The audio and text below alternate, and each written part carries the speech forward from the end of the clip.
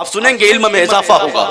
برادران ملت اسلامیہ، میں چاہتا ہوں کہ اس جلسے سے تعلیم کا ایک میسج آپ تک پہنچا دیا جائے علماء کرام۔ صدا بھائی ماشاءاللہ، کہ علم کی کیا حقیقت ہے، قاری صاحب علم کی کیا اہمیت ہے، اور دور حاضر میں اس دور میں علم کی کیا ضرورت ہے۔ اسے جاننے کے لیے آپ کو انسان اور علم کے رشتے کو جاننا ہوگا کہ جہاں انسان ہو وہاں علم پایا جائے گا، اور جہاں علم ہو وہاں انسان پایا جائے گا۔ ایسا نہیں ہو سکتا ہے کہ علم ہو اور انسان نہ ہو، اور ایسا بھی نہیں ہو سکتا ہے کہ انسان ہو اور علم نہ ہو۔ پتا چلا، معلوم ہوا کہ علم انسانوں کے درمیان پایا جائے گا۔ اور سے سنیے گا، میری ماں بہنیں بیٹھی ہیں، تو علم کی بنیاد پر بڑے بڑے کام کیے جاتے ہیں۔ علم کی بنیاد پر پوری دنیا کو سجانے اور سنوارنے کی صلاحیت پیدا ہوتی ہے۔ علم کی بنیاد پر انقلاب برپا کیے جا سکتے ہیں، اس لیے کہ نبی کریم صلی اللہ علیہ وسلم پر جب پہلی وحی آتی ہے، جناب جبرائیل علیہ السلام پہلی وحی لے کے آتے ہیں۔ میرے ملت کے نوجوانوں، اقرأ بسم ربک الذی خلق، read in the name of your Lord who has created all that exists۔ نبی کریم صلی اللہ علیہ وسلم پر جب پہلی وحی کا آغاز ہوتا ہے، جناب جبرائیل پہلی وحی جو لے کے آتے ہیں، وہ نہ نکاح سے تعلق رکھتی ہے، نہ طلاق سے تعلق رکھتی ہے، نہ کھانے سے تعلق رکھتی ہے، نہ پینے سے تعلق رکھتی ہے، نہ معاشی زندگی سے تعلق رکھتی ہے، نہ معاشرتی زندگی سے تعلق رکھتی ہے۔ ارے نبی پر جو پہلی وحی آئی تھی وہ علم کی اہمیت کو اجاگر کرنے کے لیے آئی تھی۔ نبی پر جو پہلی وحی آئی تھی وہ نبی کی امت کو تعلیم یافتہ بنانے کے لیے آئی تھی۔ ارے جس تاریکی کے دور میں نبی تشریف لائے تھے، وہاں علم کا کوئی ماحول نہیں تھا، علم کی کوئی روشنی نہیں تھی، علم کی کوئی شعاع نہیں تھی۔ ایسے جہالت کے عالم میں، ایسے تاریکی کے عالم میں اللہ کے نبی صلی اللہ علیہ وسلم نے 23 سال کی قلیل مدت میں 1,24,000 صحابہ کے ہاتھوں میں قلم تھما کر کے دنیا کو یہ پیغام دیا تھا کہ اسلام مٹنے کے لیے نہیں بلکہ اسلام قیامت تک رہنے کے لیے آیا ہے، اور اسلام کے دامن میں کسی ایک گوشے کا علم نہیں ہوگا۔ دنیا کے تمام علوم جو دنیا میں پائے جائیں گے وہ اسلام کے دامن سے وابستہ ہوگا، اسلام کے دامن سے جڑا ہوگا۔ آپ کا کیا خیال ہے؟ اللہ اکبر، یا رسول اللہ، یا رسول اللہ۔ آپ علم کو کتنی اہمیت دے سکتے ہیں؟ غور سے سنیں، حضرت آدم جب اللہ رب العزت نے، غور سے سنیں میرے بھائی، جب اللہ تبارک و تعالیٰ نے حضرت آدم کو پیدا فرمانا چاہا تو فرشتوں سے فرمایا انی جاعل فی الارض خلیفہ، اے فرشتوں میں زمین میں اپنا نائب بنانا چاہتا ہوں۔ کیا بنانا چاہتا ہوں؟ خلیفہ بنانا چاہتا ہوں۔ آئیے مولانا اسد اللہ صاحب آ گئے تو فرشتوں نے ایک اعتراض کیا۔ کیا کیا مولانا اسد اللہ صاحب؟ فرشتوں نے اعتراض کیا، اتجعل فیہا من یفسد فیہا ویسفک الدماء، کیا ایسے کو پیدا کرے گا جو زمین میں خونی ریزیاں کرے، فساد پھیلائے؟ اللہ نے کہا انی اعلم ما لا تعلمون، میں وہ جانتا ہوں جو تم نہیں جانتے۔ المختصر، پھر فرشتوں کو پیدا کیا گیا، حضرت آدم کو پیدا کیا گیا، فرشتوں کو پیدا کیا گیا، فرشتوں کو بلایا گیا، اور زمانے میں ہونے والی چیزوں کو رکھا گیا۔ میرے ملت کے نوجوانوں، وَعَلَّمَ آدَمَ الْأَسْمَاءَ كُلَّهَا، اور تمام چیزوں کو، تمام اشیاء کے نام حضرت آدم کو سکھا دیا گیا۔ میرے ملت کے نوجوانوں، اب اللہ تبارک و تعالیٰ نے فرشتوں سے کہا اے فرشتوں بتاؤ ان چیزوں کی حقیقت کیا ہے، ان کا مقصد کیا ہے، ان کی تعریف کیا ہے، ان کا ڈیفینیشن کیا ہے۔ تو فرشتوں نے اسی وقت اعتراف کیا تھا اور کہا تھا سبحانک لا علم لنا الا ما علمتنا انك انت العلیم الحکیم۔ اے اللہ تیری ذات پاک ہے، ہم صرف اتنا جانتے ہیں جتنا تو نے ہمیں سکھایا ہے، جتنا تو نے ہمیں بتایا ہے، اس کے علاوہ ہم کچھ نہیں جانتے۔ وعلم آدم الاسماء كلها، جب حضرت آدم کو تمام چیزوں کے نام، تمام اشیاء کے نام نام سکھا دیے گئے. پھر حضرت آدم سے پوچھا گیا بتاؤ ان چیزوں کی حقیقت کیا ہے, ان کا مقصد کیا ہے, ان کا ڈیفینیشن اور تعریف کیا ہے. تو حضرت آدم علیہ السلام نے ایک ایک چیز کا نام گنانا شروع کیا, بلکہ نام ہی نہیں ان کی حقیقت, ان کا مقصد بھی بیان کرنی شروع کر دی. جب حضرت آدم کا علم فرشتوں کے علم سے بڑھ گیا تب اللہ نے کہا اے فرشتوں آدم کے سامنے جھک جاؤ, آدم کو سجدہ کرو. اے پکڑی کے مسلمانوں ذہن کو قریب کرو. آدم علیہ السلام کو فرشتوں نے اس لیے سجدہ نہیں کیا تھا کہ آدم جنت میں پیدا ہوئے تھے, نہیں, آدم کو فرشتوں نے سجدہ اس لیے نہیں کیا تھا کہ آدم بڑے خوبصورت تھے, نہیں, بلکہ فرشتوں کی مقدس پیشانیاں آدم کے سامنے اس لیے جھکائی گئی تھی کہ آدم کا سینہ علم سے, علوم سے بھرا ہوا تھا, منور تھا. ان کے سینے میں دینی علوم, دنیاوی علوم بھی منتقل کر دیے گئے تھے. تو پتا چلا کہ اگر آج ہم نبی کی وراثت کو قبضہ کرتے ہوئے نظر آئے اور حضرت آدم کی وراثت کو قبضہ کرتے ہوئے نظر آئے, جب ہم اپنے سینے کو علم کا مدینہ بنا لیں گے تو قسم خدا کی ساری دنیا ہمارے قدموں کے سامنے جھکتی ہوئی نظر آئے گی. جب ہم ہمارے سماج کے بچے نوجوان دینی تعلیم سے, دنیاوی تعلیم سے,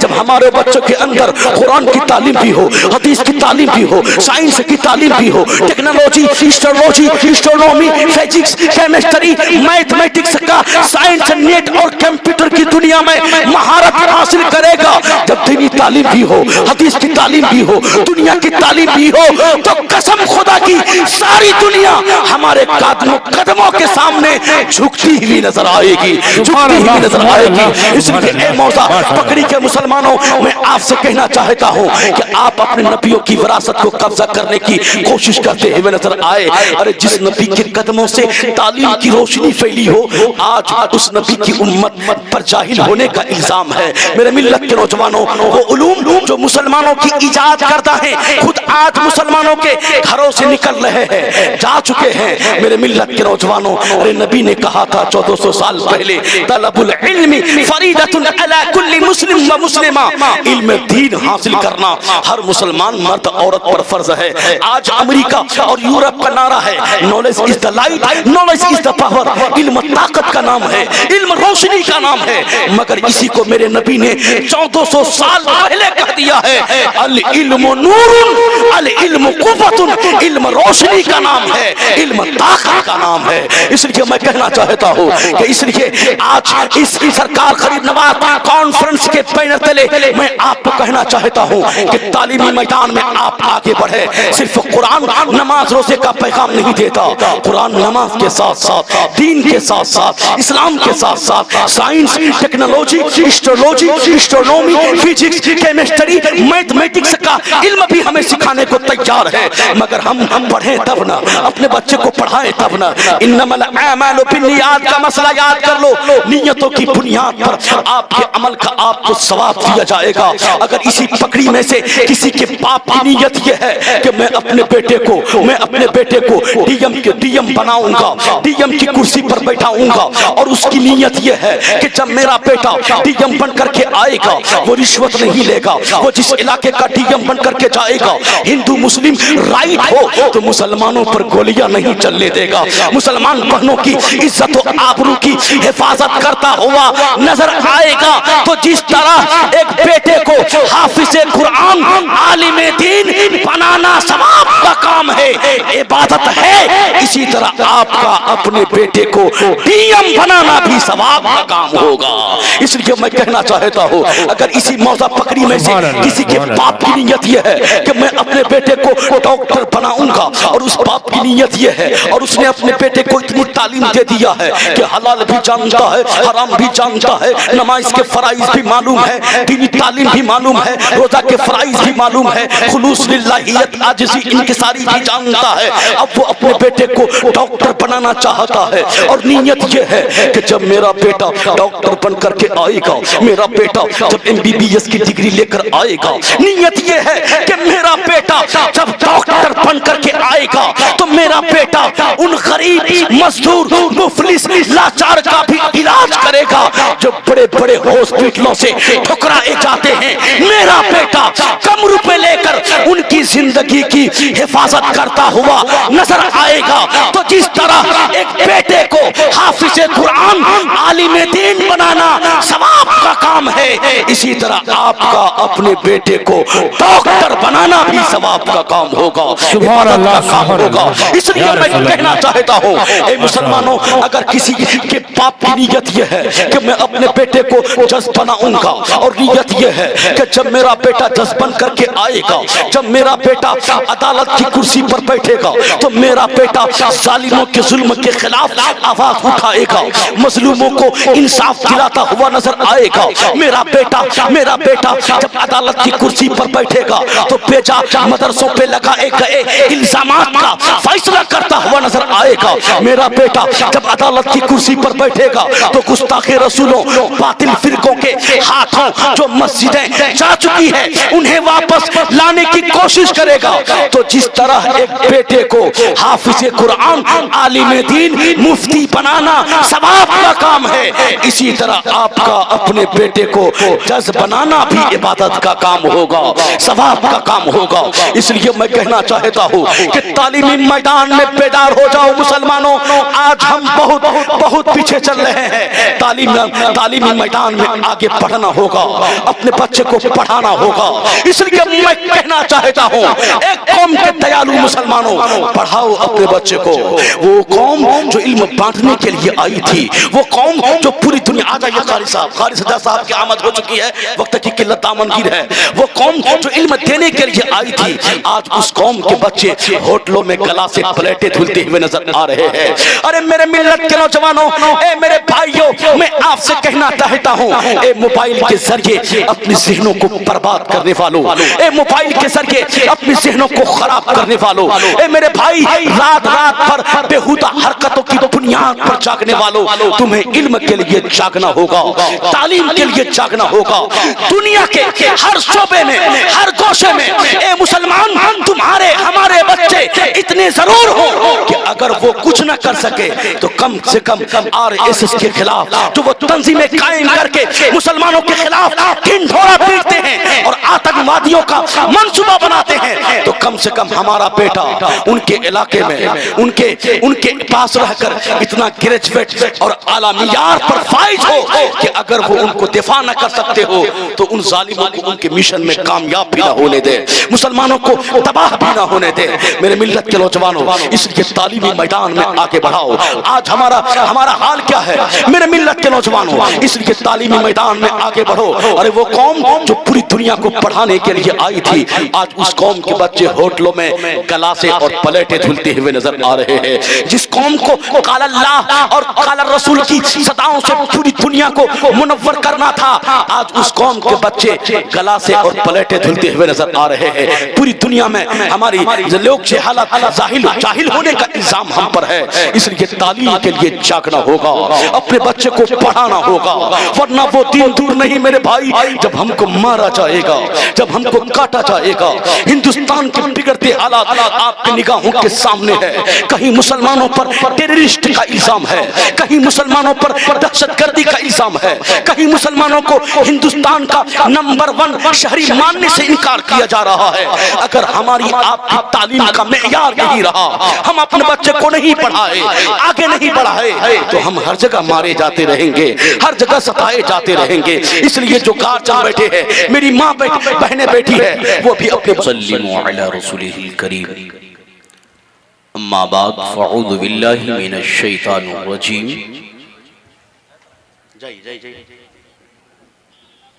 بسم اللہ الرحمن الرحیم. اقرأ باسم ربک الذی خلق. قال النبی صلی اللہ تعالی علیہ وسلم حق المسلم علی المسلم خمس: رد السلام وعیادت المریض واتباع الجنائز واجابت الدعوة وتشمیۃ العاطس او کما قال النبی صلی اللہ تعالی علیہ وسلم۔ درود شریف اگر یاد ہے تو بہترین انداز میں درود پاک پڑھیے۔ اللہم صلی علی سیدنا شفیعنا حبیبنا مولانا محمد بارک وسلم۔ ابھی وہ لڑکے جو بہت پیسہ دے رہے تھے وہ لوگ کہاں چلے گئے بھائی؟ یہ کرسی کیوں خالی؟ ہمارے سنیوں کے جلسے میں صرف نعت خوانی پر لو، تقریر تو سنیں گے نا، ابھی تقریر میں شروع کروں گا سارے لوگ بھاگ جائیں گے۔ تو وہ نوجوان جو جلسے کے اراکین اپنی محنتوں اور کاوشوں سے آپ نے جلسے کو سجایا ہے، رچایا ہے، بسایا ہے، ان سے گزارش ہے کہ چیئر خالی ہے، کرسی خالی پڑی ہے، آپ آ کر اس کو پر کریں۔ اگر میری بات آپ سن رہے ہیں تب، نہیں تو جہاں ہیں وہ آپ اپنا کام کرتے رہیں۔ دیکھ رہے ہیں ممبر رسول پر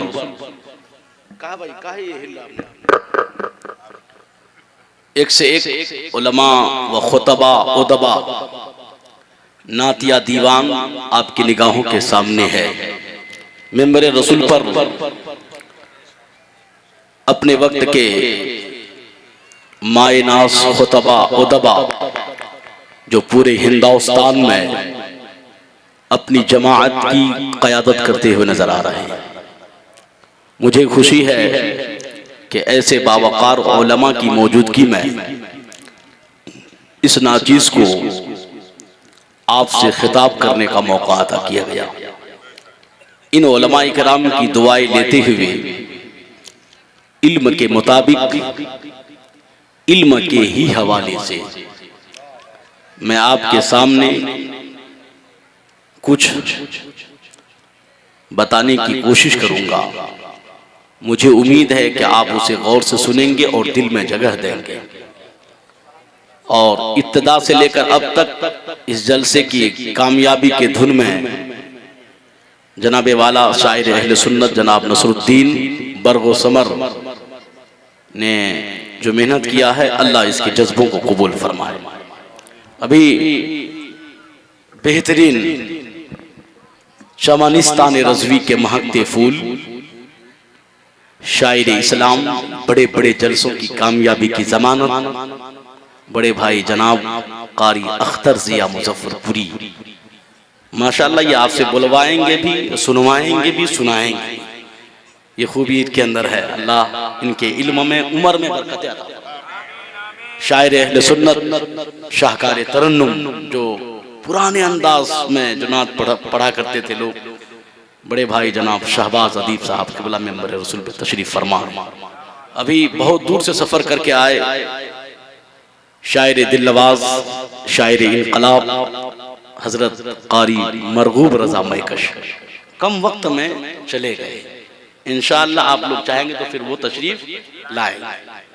دیکھیے ممبر رسول پر حضرت علامہ مولانا استاذ الشورا جناب غلام ربانی صاحب، حافظ وقاری راحل صاحب، خطیب انقلاب حضرت حافظ غلام غوث صاحب، مولانا جن کی صدارت میں آج کا یہ پروگرام حضرت علامہ و مولانا سہراب صاحب قبلہ، آج نے آپ نے پروگرام جو رکھا، کیا نام رکھا؟ سرکار غریب نواز کانفرنس۔ ماشاءاللہ سرکار غریب نواز خواجہ معین ملت و الدین، وہ ولی اور بزرگ ہے کہ تاریخ اسلام میں جتنے لوگ آپ کی ہاتھ پر اسلام قبول کیے ہیں، اتنے کسی ولی کے ہاتھ میں اسلام نہیں لائے ہیں۔ سبحان اللہ۔ تو اگر میری آواز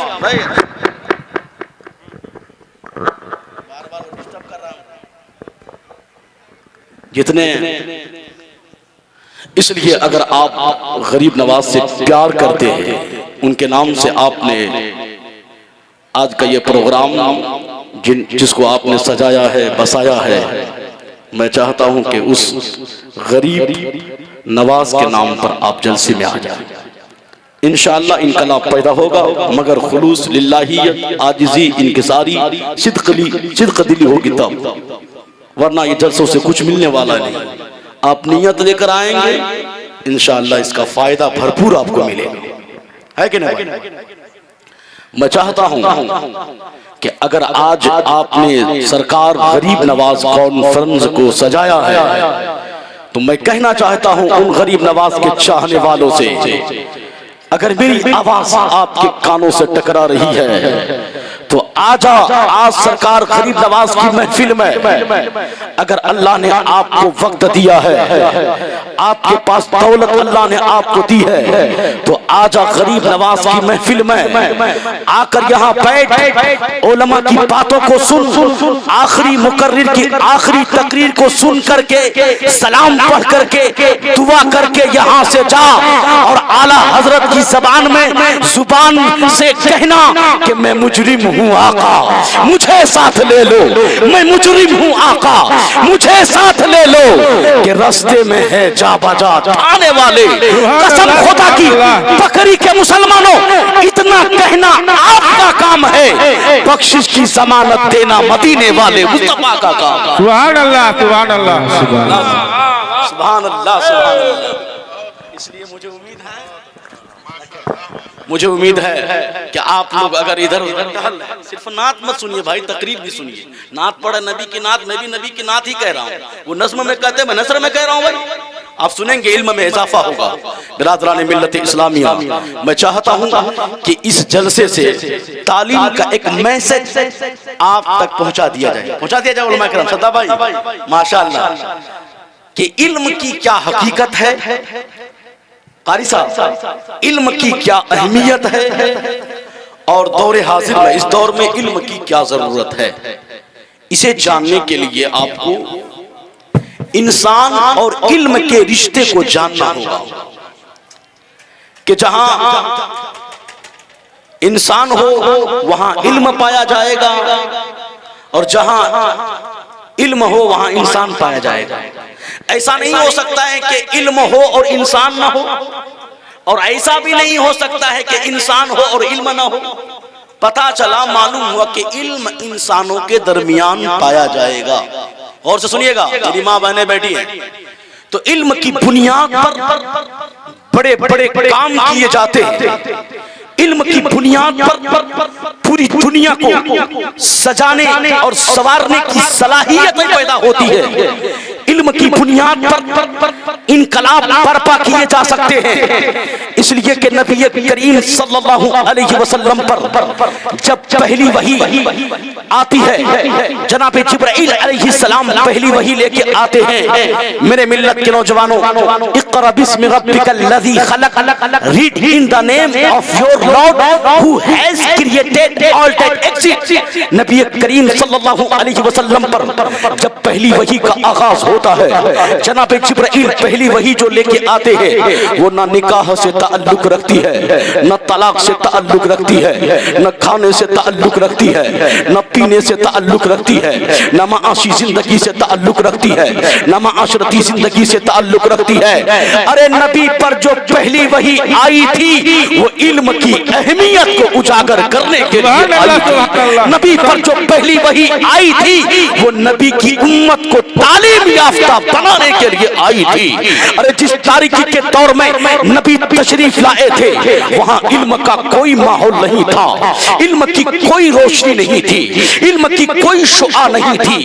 ایسے جہالت کے عالم میں، ایسے تاریکی کے عالم میں اللہ کے نبی صلی اللہ علیہ وسلم نے 23 سال کی قلیل مدت میں 1,24,000 صحابہ کے ہاتھوں میں قلم تھما کر کے دنیا کو یہ پیغام دیا تھا کہ اسلام مٹنے کے لیے نہیں بلکہ اسلام قیامت تک رہنے کے لیے آیا ہے، اور اسلام کے دامن میں کسی ایک گوشے کا علم نہیں ہوگا۔ دنیا کے تمام علوم جو دنیا میں پائے جائیں گے وہ اسلام کے دامن سے وابستہ ہوگا، اسلام کے دامن سے جڑا ہوگا۔ آپ کا کیا خیال ہے؟ اللہ اکبر، یا رسول اللہ، یا رسول اللہ۔ آپ علم کو کتنی اہمیت دے سکتے ہیں، غور سے سنیں۔ حضرت آدم جب اللہ رب العزت نے، غور سے سنیں میرے بھائی، جب اللہ تبارک و تعالیٰ نے حضرت آدم کو پیدا فرمانا چاہا تو فرشتوں سے فرمایا انی جاعل فی الارض خلیفہ، اے فرشتوں میں زمین میں اپنا نائب بنانا چاہتا ہوں. کیا بنانا چاہتا ہوں؟ خلیفہ بنانا چاہتا ہوں. آئیے مولانا اسد اللہ صاحب آ گئے تو فرشتوں نے ایک اعتراض کیا. کیا کیا مولانا اسد اللہ صاحب؟ فرشتوں نے اعتراض کیا اتجعل فیہا من یفسد فیہا ویسفک الدماء، کیا ایسے کو پیدا کرے گا جو زمین میں خونی ریزیاں کرے، فساد پھیلائے؟ اللہ نے کہا انی اعلم ما لا تعلمون، میں وہ جانتا ہوں جو تم نہیں جانتے. المختصر پھر فرشتوں کو پیدا کیا گیا، حضرت آدم کو پیدا کیا گیا، فرشتوں کو پیدا کیا گیا، فرشتوں کو بلایا گیا اور زمانے میں ہونے والی چیزوں کو رکھا گیا. میرے ملت کے نوجوانوں وَعَلَّمَ آدَمَ الْأَسْمَاءَ كُلَّهَا، اور تمام چیزوں کو، تمام اشیاء کے نام حضرت آدم کو سکھا دیا گیا. میرے ملت کے نوجوانوں اب اللہ تبارک و تعالیٰ نے فرشتوں سے کہا اے فرشتوں بتاؤ ان چیزوں کی حقیقت کیا ہے، ان کا مقصد کیا ہے، ان کی تعریف کیا ہے، ان کا ڈیفینیشن کیا ہے.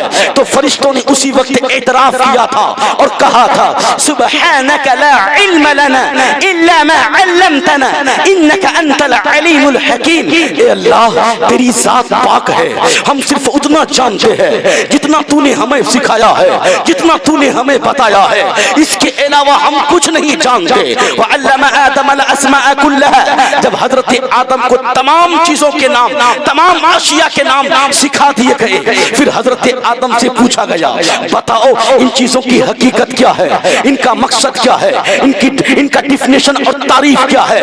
تو حضرت آدم علیہ السلام نے ایک ایک چیز کا نام گنانا شروع کیا، بلکہ نام ہی نہیں ان کی حقیقت، ان کا مقصد بھی بیان کرنی شروع کر دی.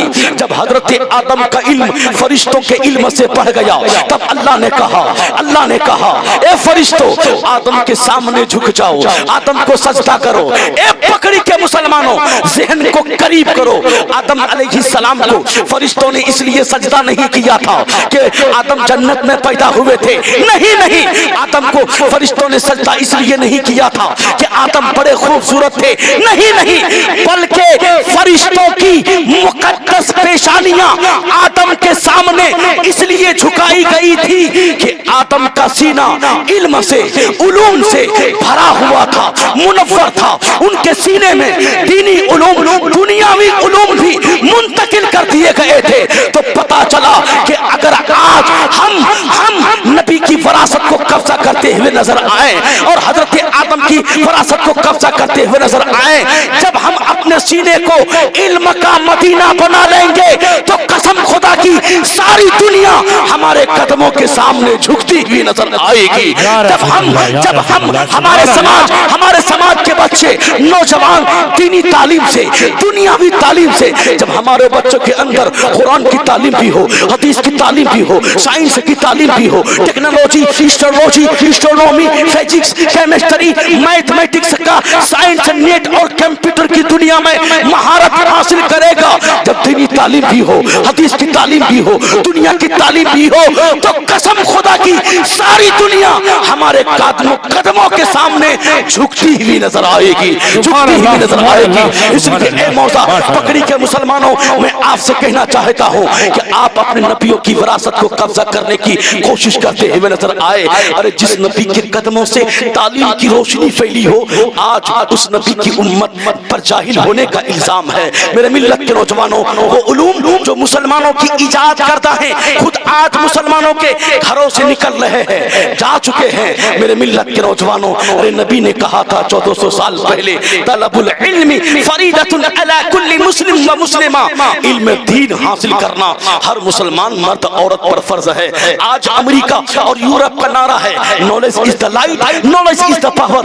علم طاقت کا نام ہے، علم روشنی کا نام ہے، مگر اسی کو میرے نبی نے 1400 سال پہلے کہہ دیا ہے العلم نور، العلم قوت، علم روشنی کا نام ہے، علم طاقت کا نام ہے. اس لیے میں کہنا چاہتا ہوں کہ اس لیے آج اس سرکار غریب نواز کانفرنس کے بینر تلے میں آپ کو کہنا چاہتا ہوں کہ تعلیمی میدان میں آپ آگے بڑھے. صرف قرآن نماز روزے کا پیغام نہیں دیتا، قرآن نماز کے ساتھ ساتھ، دین کے ساتھ ساتھ، اسلام کے ساتھ ساتھ، science, technology technology, astrology, astronomy, physics, chemistry, mathematics का इल्म भी हमें सिखाने को तैयार है, मगर हम पढ़ें तब ना, अपने बच्चे को पढ़ाएं तब ना। इन्नमल अमालु बिन्नियात का मसला याद कर लो, नियतों की बुनियाद पर आपके अमल का आपको सवाब दिया जाएगा। अगर इसी पकड़ी में से किसी के बाप की नियत ये है कि मैं अपने बेटे को डीएम बनाऊंगा, डीएम की कुर्सी पर बैठाऊंगा, और उसकी नियत ये है कि जब मेरा बेटा डीएम बन करके आएगा वो रिश्वत नहीं लेगा, वो जिस इलाके का डीएम बन करके जाएगा हिंदू मुस्लिम राइट हो तो मुसलमानों पर गोलियां नहीं चलने देगा, मुसलमान बहनों की इज्जत और आबरू की हिफाजत करता हुआ नजर आएगा। तो जिस तरह एक बेटे को हाफिज़े कुरान, आलिमे दीन बनाना सवाब का काम है, इबादत है, इसी तरह आपका अपने बेटे को डीएम बनाना भी सवाब का काम होगा। इसलिए मैं कहना चाहता हूँ, अगर इसी मौजा पकड़ी में से किसी के बाप की नीयत ये है कि मैं अपने बेटे को डॉक्टर बनाऊंगा, और उस बाप की नीयत ये है, और उसने अपने बेटे को इतनी तालीम दे दिया है कि हलाल भी जानता है, हराम भी जानता है, नमाज के फराइज भी मालूम है, दीनी तालीम भी मालूम है, रोजा के फराइज भी मालूम है, खुलूस लिल्लाहियत आजिज़ी इंकिसारी भी जानता है, अब वो अपने बेटे को डॉक्टर बनाना चाहता है, और नीयत ये है कि जब मेरा बेटा डॉक्टर बन करके आएगा, मेरा बेटा जब एमबीबीएस की डिग्री लेकर आएगा, नीयत ये है कि मेरा बेटा जब डॉक्टर बन करके आएगा तो मेरा बेटा उन गरीब मजदूर मुफलिस लाचार का भी इलाज करेगा जो बड़े बड़े हॉस्पिटलों से ठुकराए जाते हैं। मेरा बेटा कम रुपए लेकर उनकी जिंदगी की हिफाजत करता हुआ नजर आएगा। तो जिस तरह एक बेटे को हाफिज़े कुरान, आलिमे दीन बनाना सवाब का काम है, इसी तरह आपका अपने बेटे को डॉक्टर बनाना भी सवाब का काम होगा, सुभान अल्लाह, सुभान होगा। इसलिए मैं कहना चाहता हूँ, ए मुसलमानों, अगर किसी के बाप की नीयत यह है कि मैं अपने बेटे को जज बनाऊंगा, और नीयत यह है कि जब मेरा बेटा जज बन करके आएगा, जब मेरा बेटा अदालत की कुर्सी पर बैठेगा, तो मेरा बेटा जालिमों के जुल्म के खिलाफ आवाज उठाएगा, मजलूमों को इंसाफ दिलाता हुआ नजर आएगा। मेरा बेटा जब अदालत की कुर्सी पर बैठेगा तो बेजा मदरसों पे लगाए गए इल्जामात का फैसला करता हुआ नजर आएगा। मेरा बेटा जब अदालत की कुर्सी पर बैठेगा तो गुस्ताखे रसूलों, बातिल फिरकों के हाथों जो मस्जिदें जा चुकी है उन्हें वापस लाने की कोशिश करेगा। तो जिस तरह एक बेटे को हाफिज़े कुरान, आलिमे दीन, मुफ्ती बनाना सवाब का काम है, इसी तरह आपका अपने बेटे को जज बनाना भी इबादत का काम होगा, सवाब का काम होगा। इसलिए मैं कहना चाहता हूँ कि तालीमी मैदान में बेदार हो जाओ मुसलमानों। आज हम बहुत पीछे चल रहे हैं। तालीमी मैदान में आगे बढ़ना होगा, अपने बच्चे को पढ़ाना होगा। इसलिए मैं कहना चाहता हूँ, एक कौम के दयालु मुसलमानों, पढ़ाओ अपने बच्चे को। वो कौम जो इल्म बांटने के लिए आई थी, वो कौम जो पूरी दुनिया, आ जाइए कारी सज्जाद साहब की आमद हो चुकी है, वक्त की किल्लत दामनगीर है। वो कौम जो इल्म देने के लिए आई थी, आज उस कौम के बच्चे होटलों में गला से प्लेटें धुलते हुए नजर आ रहे हैं। अरे मेरे मिल्लत के नौजवानों, ए मेरे भाइयों, मैं आपसे कहना चाहता हूँ, ए मोबाइल के जरिए अपने ज़हनों को बर्बाद करने वालों, ए मोबाइल के जरिए अपने ज़हनों को खराब करने वालों, ए मेरे भाई रात पर बेहुदा हरकतों की बुनियाद पर जागने वालों, तुम्हें इल्म के लिए जागना होगा, तालीम के लिए जागना होगा। दुनिया के हर शोबे में, हर गोशे में, ए मुसलमान, तुम्हारे हमारे बच्चे इतने जरूर हो कि अगर वो कुछ न कर सके तो कम से कम आरएसएस के खिलाफ जो वो तंजीमें कायम करके मुसलमानों के खिलाफ ढिंढोरा पीटते हैं और आतंकवादियों का मंसूबा बनाते हैं, तो कम से कम हमारा बेटा उनके इलाके में, उनके पास रहकर इतना ग्रेजुएट और आला मियार पर फाइज हो कि अगर वो उनको دفاع نہ کر سکتے ہو تو ان ظالموں کو ان کے مشن میں کامیاب بھی نہ ہونے دے، مسلمانوں کو تباہ بھی نہ ہونے دے۔ میرے ملت کے نوجوانوں، اس لیے تعلیمی میدان میں آگے بڑھاؤ۔ آج ہمارا حال کیا ہے میرے ملت کے نوجوانوں؟ اس لیے تعلیمی میدان میں آگے بڑھو۔ ارے وہ قوم جو پوری دنیا کو پڑھانے کے لیے آئی تھی، آج اس قوم کے بچے ہوٹلوں میں گلاسے اور پلیٹیں دھلتے ہوئے نظر آ رہے ہیں۔ جس قوم کو قال اللہ اور قال الرسول کی صداؤں سے پوری دنیا کو منور کرنا تھا، آج اس قوم کے بچے گلاسے اور پلیٹیں دھلتے ہوئے نظر آ رہے ہیں۔ پوری دنیا میں ہماری لوگ جہالت جاہل ہونے کا الزام ہم پر ہے۔ اس لیے تعلیم کے لیے جاگنا ہوگا، اپنے بچے کو پڑھانا ہوگا، ورنہ وہ دن دور نہیں میرے بھائی جب ہم کو مارا جائے گا، جب ہم کو کاٹا جائے گا۔ ہندوستان کے بگڑتے حالات آپ کی نگاہوں کے سامنے ہے۔ کہیں مسلمانوں پر ٹیررسٹ کا الزام ہے، کہیں مسلمانوں پر دہشت گردی کا الزام ہے، کہیں مسلمانوں کو ہندوستان کا نمبر 1 شہری ماننے سے انکار کیا جا رہا ہے۔ اگر ہماری آپ کی تعلیم کا معیار نہیں رہا، ہم اپنے بچے کو نہیں پڑھائے، آگے نہیں بڑھائے، تو ہم ہر جگہ مارے جاتے رہیں گے، ہر جگہ ستائے جاتے رہیں گے۔ اس لیے جو گارجن بیٹھے ہیں، میری ماں بہنیں بیٹھی ہے، وہ بھی اپنے بچوں کو سوارے، پڑھائے اپنے بچوں کو، تعلیمی میدان میں آگے بڑھائیے۔ میرے ملت کے نوجوانوں، اپنی خواہشوں پہ آپ کنٹرول کریں، بند کیجیے روٹی اور بوٹی توڑنا، مگر اپنے بچوں کے لیے کتاب کا پیسہ اکٹھا کیجیے، قلم کا پیسہ اکٹھا کیجیے، اپنے بچے کو پڑھنے کا ماحول دیجیے۔ دنیا کے ہر شعبے میں، ہر گوشے میں اتنا بچہ ضرور ہو کہ ہر ڈپارٹ میں آپ کے بچے نظر آئے۔ اس لیے اے مسلمانوں، تعلیمی میدان میں ہمیں آگے بڑھ کر آگے بڑھانے کی ضرورت ہے، تعلیمی میدان میں آگے بڑھنے کی ضرورت ہے۔ میرے ملت کے نوجوانوں، آج اتنی تعلیم تو ضرور ہونی چاہیے۔ آج یہ جلسہ کرا کر سرکار غریب نواز جناب نصیر الدین صاحب، ستام صاحب، یہاں کے عراقی صدر سیکریٹری نے جلسہ کرا کر اسلام کے لیے دین کے لیے ایک پیغام دینے کی کوشش کی ہے۔ اس لیے تعلیمی ماحول میں ہم نہایت پسماندہ ہے، ہمیں آگے بڑھنا ہوگا، دنیا کو یہ بتانا ہوگا کہ قوم مسلم کے بچوں نے پڑھنا شروع کر دیا ہے، قوم مسلم کے بچوں نے اپنے ہاتھوں میں قلم اٹھا لیا ہے، قوم مسلم کے بچوں نے اب آپ کو اپنی زبان میں جواب دینا شروع کر دیا ہے۔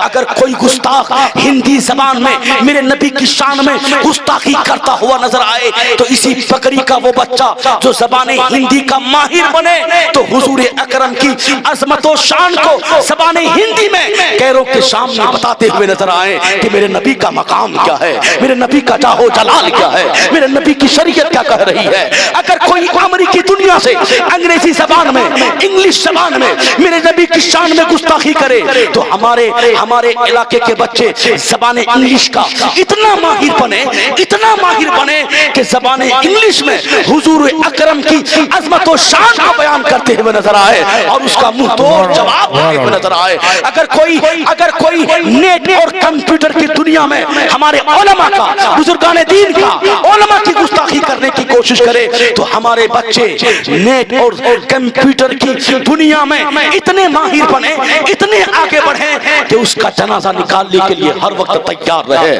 ہمیں تعلیمی میدان میں آگے بڑھنا ہوگا، صرف جلسہ کرا کر، صرف نعت شریف سن کر میرے ملت کے نوجوانوں ہم کبھی آگے نہیں بڑھیں گے۔ بلا شبہ آپ جلسہ کیجئے، جلسہ کرنا اچھی بات ہے، دین کا پیغام لوگوں تک پہنچتا ہے، مگر آپ اگر جلسہ کے لیے پیسہ اکٹھا کر رہے ہیں، آپ جلسہ کے لیے 2 لاکھ چندہ کیجئے، بلا شبہ کیجئے، مگر جلسہ 1 لاکھ کا کیجئے اور وہ 1 لاکھ سے اپنے ادارے بنائیے، اپنا مدرسہ بنائیے، اپنے مسجدوں میں لگائیے۔ میرے ملت کے نوجوانوں، جب آپ کا مدرسہ بن جائے گا، جب وہاں سے آپ کے بچے حافظ قرآن بن کر نکلیں گے، جذبہ اور بڑھے گا اور آپ لگن سے، محبت سے، اپنی جیب خاص سے رقم خرچ کریں گے، بناتے جائیں گے، کرتے جائیں گے، تو کم سے کم جہاں سے آپ کا بچہ حافظ قرآن بن کر نکلیں گے تو آپ اگر عزم مصمم لے کر آگے بڑھیں گے اور اس کو آگے بڑھاتے رہیں گے تو حافظ قرآن بھی بن کر نکلیں گے اور وقت کا وکیل بن کر بھی نکلیں گے، ڈاکٹر بن کر بھی نکلیں گے، پروفیسر بن کر بھی نکلیں گے۔ اس لیے ضرورت ہے اپنے بچے کو IPS بنانے کی، ڈاکٹر بنانے کی، انجینئر بنانے کی، بڑے بڑے عہدے پر فائز کرنے کی۔ ارے اتنی تعلیم تو ہونی چاہیے، اتنا علم تو ہمارے سماج معاشرے میں ہونی چاہیے کہ ہندوستان کے ہڈی پاٹ میں ہمارا بچہ رہے۔ میرے ملت کے نوجوانوں اور اس بچے کو، میرے ملت کے نوجوانوں، اس لیے میں کہنا چاہتا ہوں تعلیمی میدان میں آگے بڑھاؤ، جلسہ کرو بلا شبہ کرو، مگر جلسے میں پیسہ کم خرچ کیا جائے۔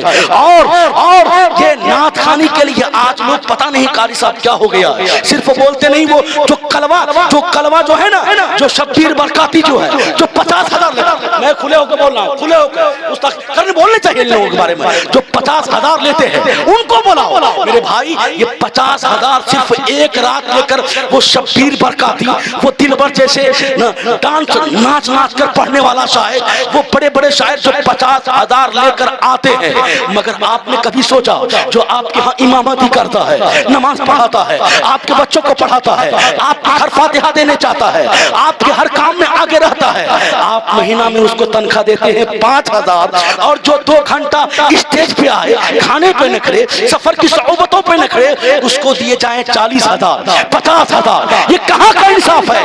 انصاف کرو ورنہ حشر میں اس کا جواب دینا پڑے گا۔ آج لے ان کی پناہ، آج مدد مانگا ان سے، پھر نہ مانیں گے قیامت میں اگر مان گیا۔ اس لیے میں آپ کہوں گا کہ نعت خوانی علاقے کے شورا سے بھی ہو سکتی ہے۔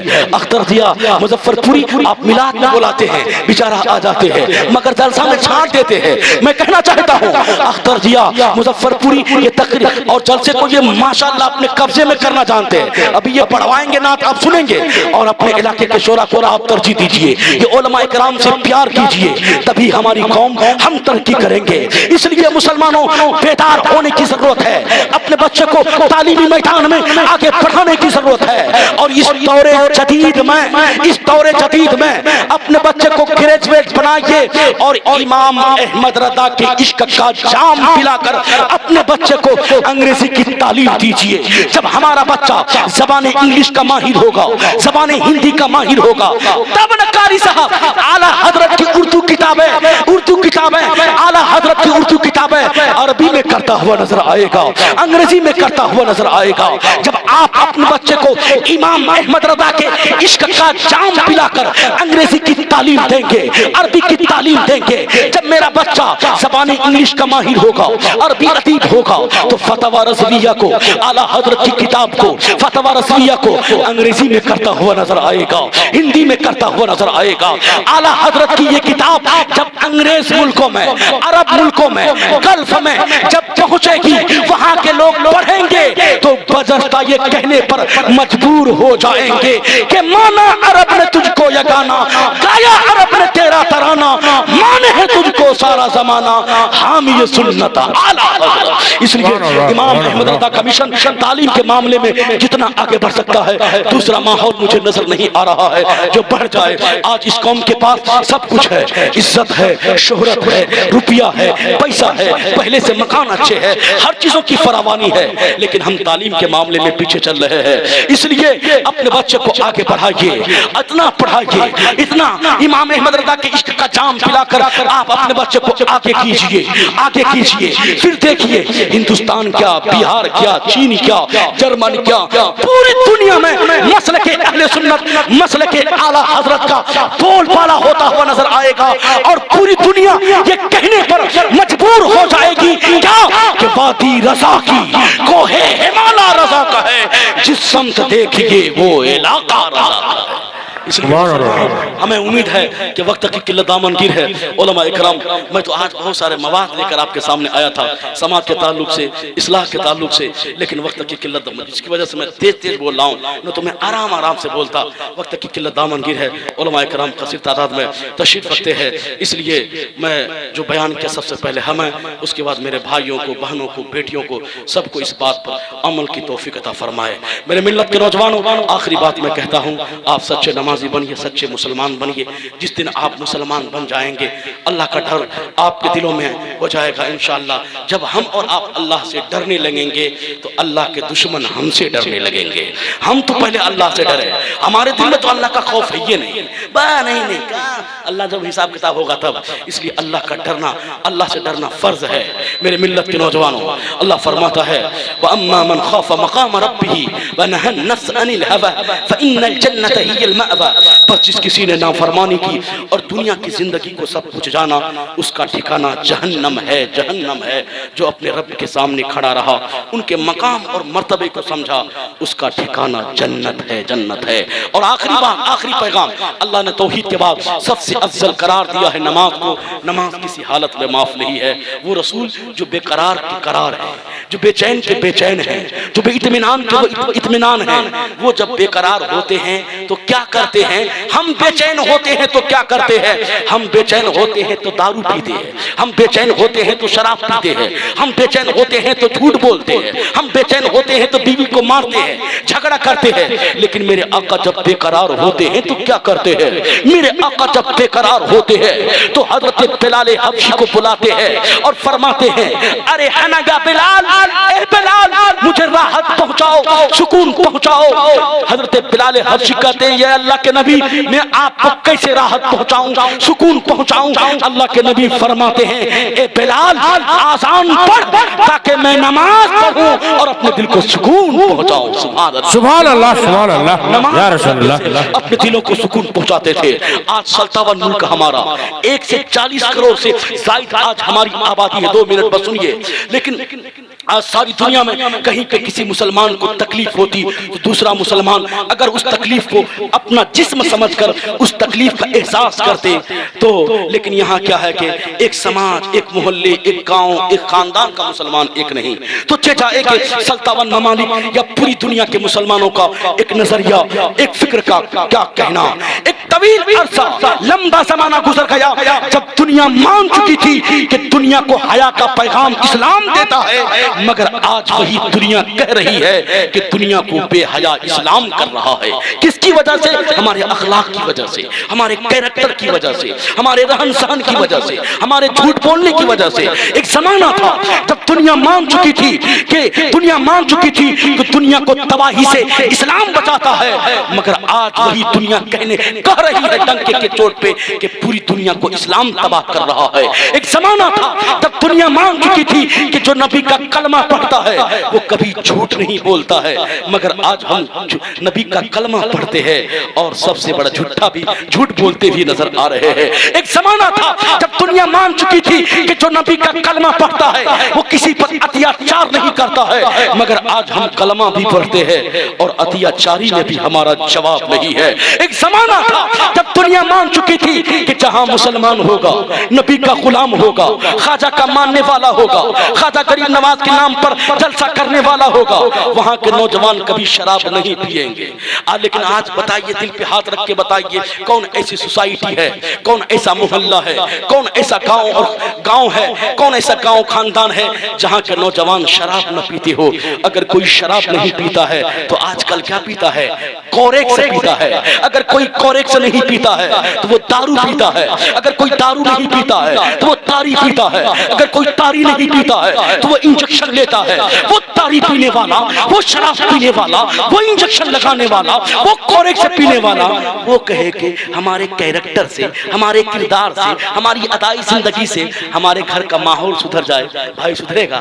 نہیں سدھر سکتا ہے. پڑھیے غریب نواز کو جس کے نام پر آپ نے آج کا جلسہ کرایا ہے. وہ غریب نواز جب اجمیر معلیٰ کی دھرتی میں قدم رکھے، آپ نے کسی نون مسلم سے، کسی ایمان سے خالی سے جا کر آپ نے یہ نہیں کہا کہ آپ کلمہ پڑھ کر کے مسلمان ہو جاؤ، آپ کلمہ پڑھ لو مسلمان ہو جاؤ. نہیں، بلکہ غریب نواز کے کردار نے، اخلاق نے، عادات نے، اطوار نے ادائی زندگی ایسا پیش کیا، اخلاق ایسا پیش کیا کہ کم ہی دنوں میں 90 لاکھ لوگوں کو یہ ماننے پر مجبور کر دیا کہ سب سے سنہرا مذہب اگر کوئی ہے تو وہ مذہب اسلام.